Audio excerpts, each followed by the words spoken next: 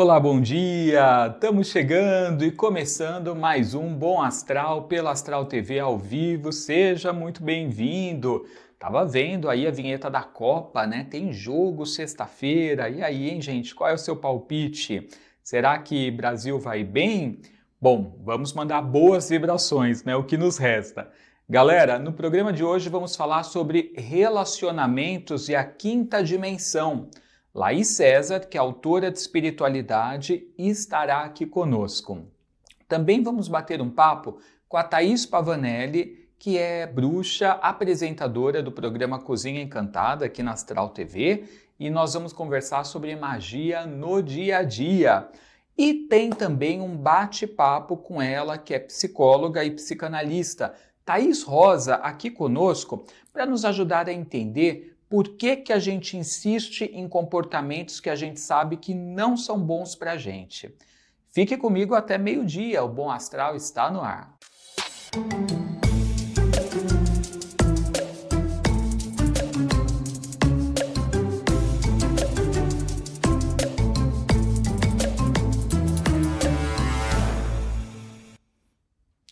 A gente já começa essa conversa. Por que será que a gente insiste em hábitos, comportamentos, padrões que a gente já percebeu que não vão nos levar a lugar algum, mas ainda assim a gente acaba insistindo neles? E quem faz um trabalho de autoconhecimento, né? Você que se observa, que já tem uma experiência de vida, você sabe muitas vezes quais são esses comportamentos. Mas hoje nós vamos entender por que é tão difícil de virar essa chave, qual que é a origem disso, né? E as formas da gente, quem sabe, fazer uma mudança na vida. Recebendo ela, Thaís Rosa, bom dia. Bom dia, Como Edu. vai? Tudo jóia, graças a Deus. E você, como tá? Que bom, melhor agora. Tá bom. Agora, esse assunto que você trouxe hoje pra gente é um assunto que pega para todo mundo, né? Porque Sim. todo mundo cai nesse erro, né? É muito comum mesmo. E ouço bastante isso no consultório. Eu sei o que eu tenho que fazer, mas eu não consigo. A gente tende a repetir padrões em várias situações da vida. Mas eu acho que o principal, né, que a gente precisa entender por que a gente faz isso, né, de onde vem isso, é porque a gente acha que nós somos guiados só pela razão. E na verdade não é. A gente é muito mais direcionado, muito mais guiado pelas emoções. Porque se fosse só pela razão, a gente pensaria, eu quero mudar e vou mudar. Só que isso não acontece. Por quê? Porque existe uma questão que as emoções, elas não seguem isso. E se a gente for pela abordagem psicanalítica, né, que é a minha abordagem, a gente costuma dizer que nós somos mais guiados pelo nosso inconsciente do que pelo nosso consciente. Então, alguns comportamentos se repetem exatamente por isso, porque você vai buscar fazer aquilo que lhe é familiar. O nosso cérebro, eu sempre digo para vocês, ele não vai buscar o que é bom. Normalmente, ele vai buscar aquilo que é familiar, ou seja, aquilo que ele já conhece. Mesmo que aquilo doa, mesmo que aquilo seja difícil, ele vai sempre buscar a solução que para ele é mais confortável. E isso tem a ver com segurança.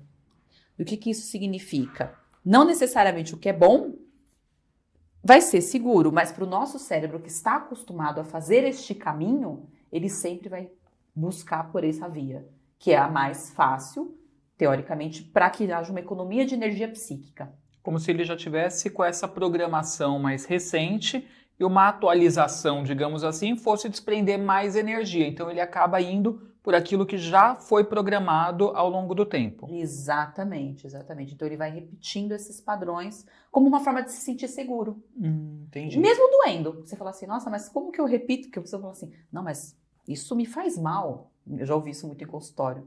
Como assim eu estou fazendo isso, mesmo que isso me machuque? Eu falo sim, porque é o que ele conhece. Eu sempre dou um exemplo, é um exemplo bobo, mas é um exemplo meu, pessoal. Eu tenho o hábito, Edu, de dirigir sempre pela mesma faixa.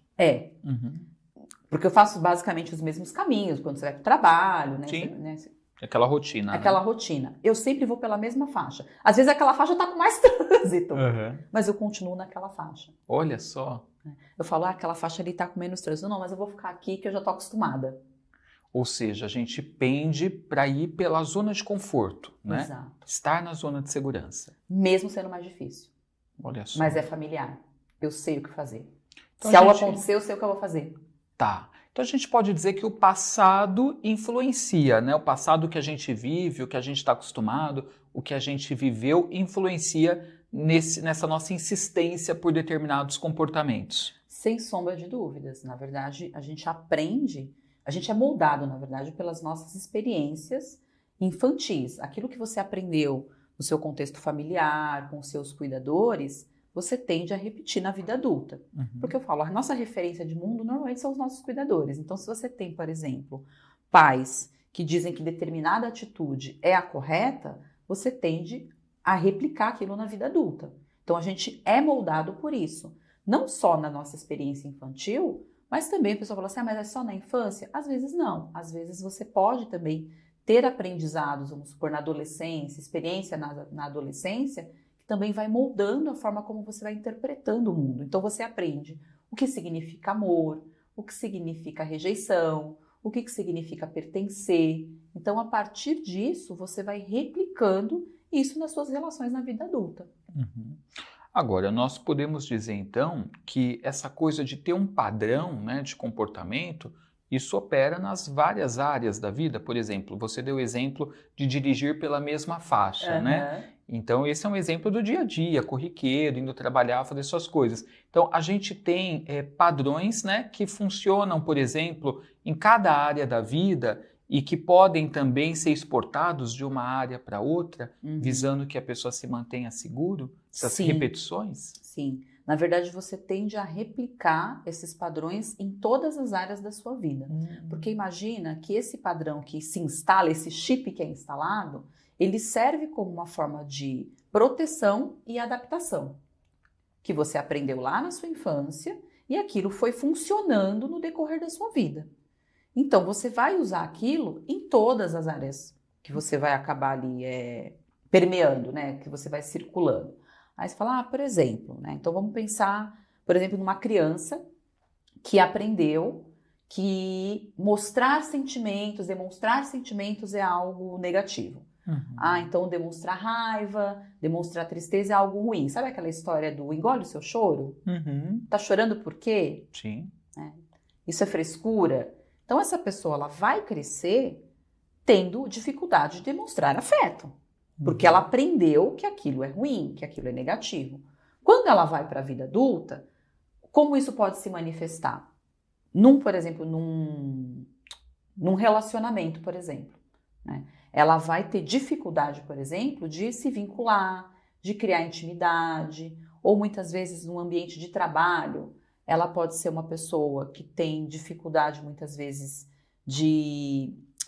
por esse medo, né, do julgamento, do que os outros vão pensar, desenvolver, por exemplo, um certo perfeccionismo. Então ela vai aprendendo a engolir o choro. Por quê? Porque ela não pode ser fraca. Ela tem que demonstrar força. Ou você vive num ambiente altamente crítico, quando você é muito pequenininho. Eu tenho um caso recente, até eu vou exemplificar aqui, é um caso de uma paciente que ela teve pais. Eles não eram muito críticos, mas olha só como as coisas se dizem, porque parece simples, né? A pessoa fala, é simples de identificar, mas não é. Porque às vezes é um emaranhado de coisas, e conforme você vai puxando o fio, você vai entendendo de onde vem a origem, porque uma coisa vai puxando a outra. Então eu vou dar esse exemplo, que é uma questão muito forte com a autocrítica e o medo de errar. Só que este medo de errar, ele vem de uma questão de julgamento. Por quê? Porque os pais nunca falaram que você não pode errar. Mas eles sempre diziam para ela que as pessoas estão sempre observando o que a gente está fazendo. Então você tem que tomar muito cuidado como você se apresenta para o mundo. Olha, as pessoas podem julgar você por conta de X ou por conta de Y. E isso era um repertório dos pais, tá? O que acontece? Essa pessoa se tornou um adulto extremamente autocrítico, com uma necessidade absurda de perfeccionismo e que não se posiciona. Porque ela tem medo de ser julgada. E ao ser julgada, muitas vezes ela acaba não tendo, por exemplo, um comportamento muito positivo no trabalho, de se posicionar. Por quê? Se ela se posiciona, ela vai ser julgada. Se ela erra, ela vai ser julgada. Percebe? Então vai aparecendo em vários contextos por conta dessa questão dos pais, que tinham medo e uma preocupação do julgamento. Então, às vezes, a raiz de uma coisa se apresenta em todas as áreas da vida. Entendi. Então, identificar, de repente, esses padrões comportamentais e tudo mais é uma coisa que, se a gente observar, com a observação a gente consegue, né? A pessoa que não está ali simplesmente no automático, que ela vai olhando e analisando como está a vida dela, o que ela está fazendo, está se terapeutizando, né? Enfim, ela consegue perceber quais são esses comportamentos que ela insiste e que muitas vezes não são legais para ela. Mas agora, Thaís, como modificar esses comportamentos, né? Fazer essa atualização, digamos assim, No programinha. no sistema. Porque muitos dos nossos comportamentos são piloto automático. A gente vai simplesmente, eu falo assim, a gente usa o mesmo programa para resolver coisas, às vezes, que são diferentes. E quando eu estou em consultório, eu ouço, como eu disse inicialmente, muito essa questão. E é óbvio, né, que existem alguns mecanismos, algumas coisas que ajudam. Então, uma das coisas que eu sempre gosto de dizer para os meus pacientes é a gente aprimorar a nossa inteligência emocional.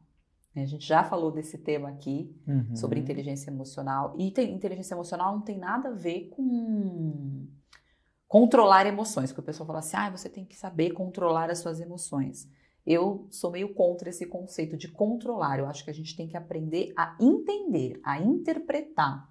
Porque é por meio dessa interpretação do que eu estou sentindo, o que isso significa, quais são os meus gatilhos, é que você vai conseguir ter autoconhecimento. Porque o autoconhecimento, ele não é um luxo. Ele é uma ferramenta que você vai usando para conseguir lidar com as coisas da vida.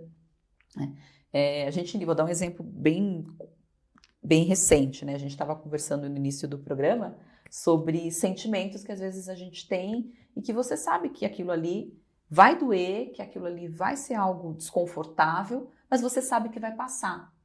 E aí você fala, nossa, como que isso tem a ver com inteligência emocional? Tem tudo a ver. Até porque você já conhece o processo, né? Exato. Que já o viveu. Processo demora também, tem essa questão.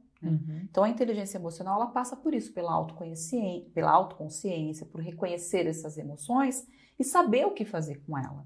Dar uma direção para isso. Então, ela vai ajudando nesse sentido.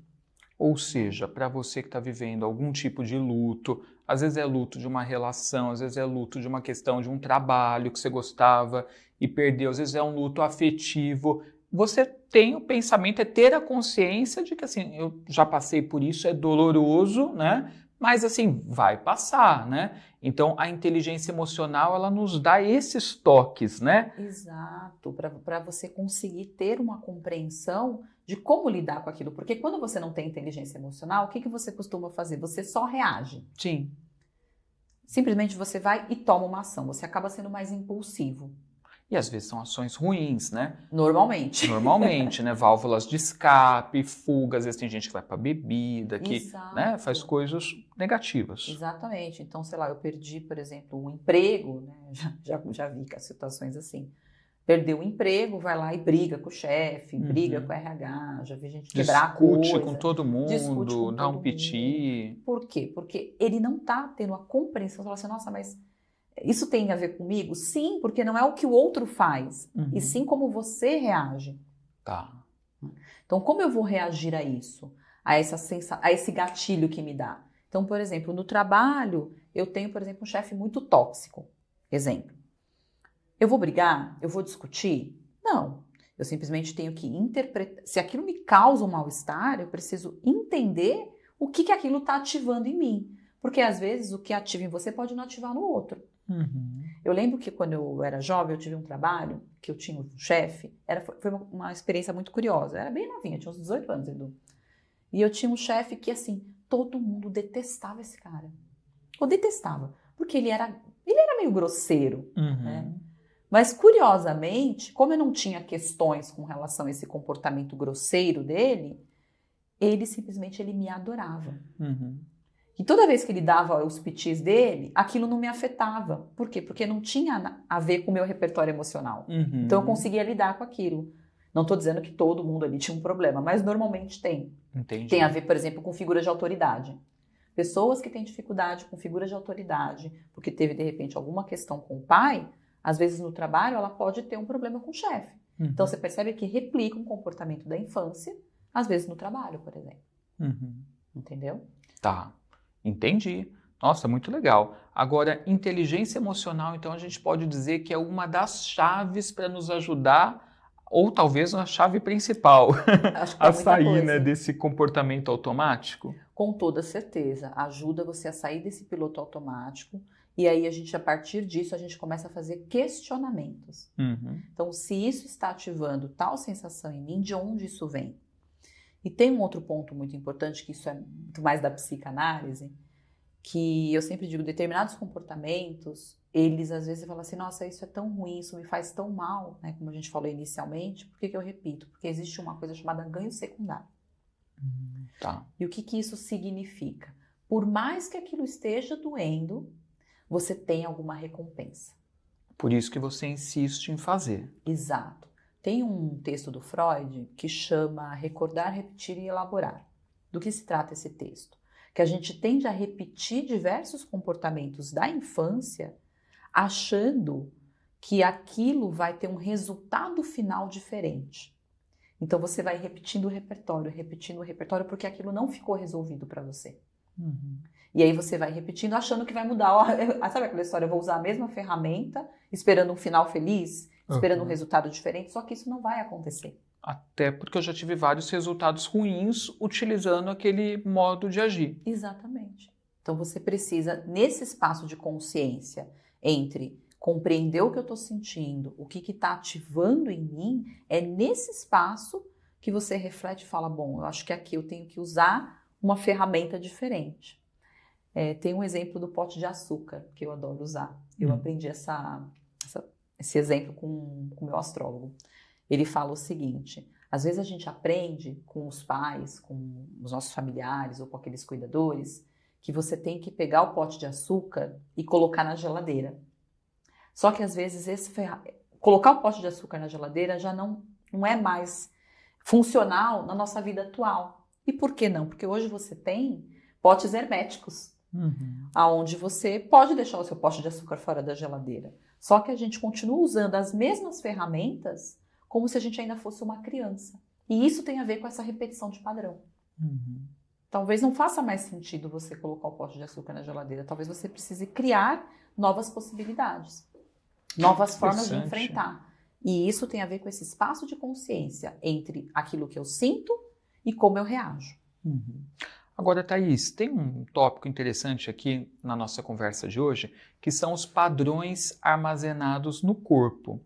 Eu queria entender um pouco melhor sobre isso. Como que o corpo responde ou manifesta a essa conduta insistente que a gente tem em relação a determinadas formas de agir, ainda que saibamos que não são as mais adequadas? Eu costumo dizer que o nosso corpo ele dá sinais o tempo todo.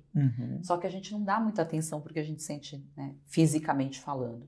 Então, por exemplo, você pode sentir algumas reações que se repetem. Então, exemplo, dores de cabeça constantes.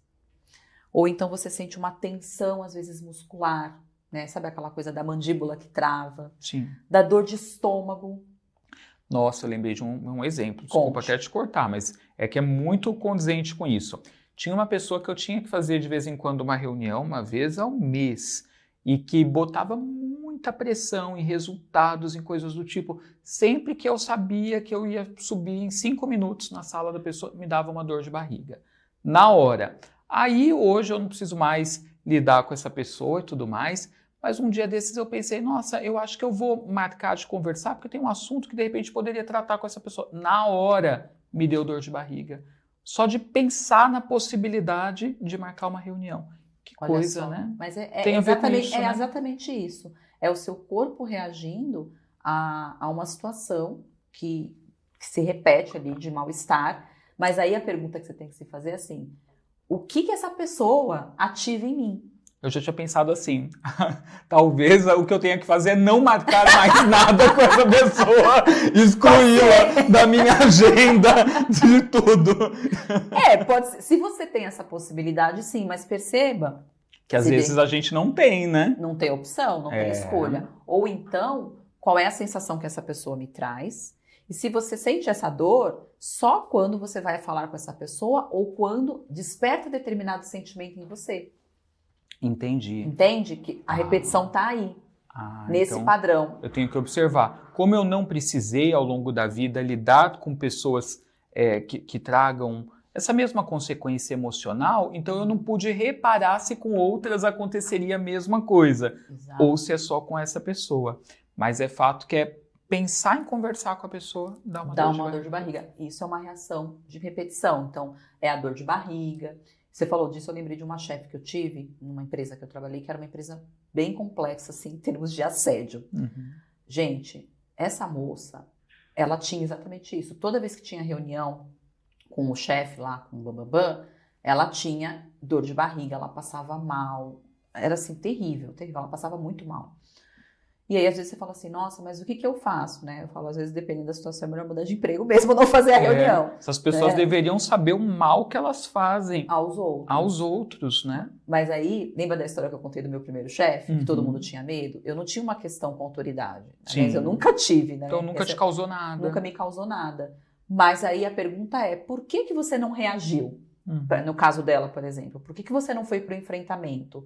O que essa pessoa te lembra? Qual que é o gatilho? Será que é o medo, de repente, você teve um pai muito duro, muito crítico, que de repente dizia que você não pode responder, senão você vai ser uma má menina? Entende? A raiz da coisa? Tá. Então, essas coisas físicas, elas vão se manifestar. Dores de cabeça, então, essa é uma clássica, né? Nossa, é verdade. Eu acho que é o que mais ocorre, né? O mais comum. Acho que também azia, né? Azia, mal-estar, nervosa, tontura. Né? Já vi gente que desmaia.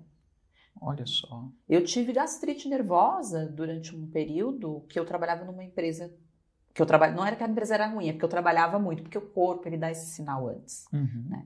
Quando a gente pensa, por exemplo, em atletas de alta performance, esses atletas, por exemplo, não só atletas, mas pessoas de alta performance, vamos colocar assim, normalmente elas só param quando o corpo pifa.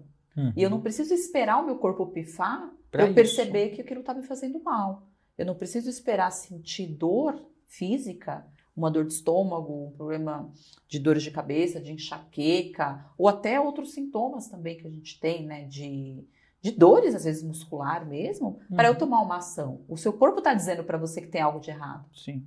Agora, ao passo que isso já acontece, é a gente reparar também, né, que o corpo ele vai sinalizar, né? Aí sinalizando a gente vai falar, opa, é hora de eu reprogramar, lidar de uma forma diferente, né? Tô sentindo aquela dorzinha, opa, isso não tá legal, tem a ver com tal comportamento, vou modificar, é autoconhecimento, né? Sim, dor de garganta, por exemplo. Eu já vi pessoas que às vezes chegam no consultório que tem dor de garganta de recorrência. Só que assim, não tem nenhum motivo aparente. A gente até pode trazer esse tema aqui que é a psicossomática. Ah, é legal. A pessoa tem dificuldade de se expressar. Ela vai engolindo tudo. Começa a ter dor de garganta. Toda vez que ela engole um sapo, dá uma dor de garganta. Dá uma dor de garganta. Que coisa. Então, você vai percebendo ali. E existem algumas emoções também, né, Edu, que são emoções que são básicas. Então, por exemplo, o medo, a raiva, a tristeza, a alegria, todos esses sentimentos, eles são básicos. Então, quando você percebe essas emoções se manifestando, inclusive fisicamente, como por exemplo, eu tô com raiva, eu tenho dor de estômago, eu tô com medo, então de repente eu tenho uma dor de cabeça, esse espaço de consciência é onde você consegue realmente modificar o comportamento. Perfeito. Então nós podemos falar que o processo de transformação ele se dá quando a gente está ali ligado, observando tudo, disposto a sair do automático. E aí a gente precisa ter uma resistência de agir impulsivamente para tentar mudar a atitude? Eu acho que a gente tem que, na verdade, não é uma questão de resistência, mas uma questão de processo. O que eu quero dizer com isso? Se a gente se percebe, por exemplo, tendo os mesmos conflitos, tendo relacionamentos que o final é igual, isso são alguns sinais que a gente está repetindo ou tendo reações impulsivas demais. Isso são sinais importantes que você pode observar para ter uma modificação. Acho que esse é o primeiro passo. O segundo passo, perguntar-se o que eu ganho ao repetir este comportamento, que é esse ganho secundário. E o terceiro, que eu acho que é primordial, é o respeito ao tempo. Por quê? Porque a gente acha que mudar, assim, eu entendi, eu sei como funciona tal, mas eu posso mudar amanhã? Não, porque se você passou 20 anos, 30 anos usando a mesma ferramenta, como você espera mudar do dia para a noite? Muitas vezes a mudança ela não é linear. Ela simplesmente vai acontecendo, às vezes você vai evoluir um pouco, tem um comportamento diferente, mas muitas vezes você retorna. Então você tem que respeitar esse tempo para que as coisas se modifiquem, ou seja, você vai replicando várias vezes, diversas formas diferentes, com ferramentas diferentes, até essa mudança se sedimentar no seu comportamento.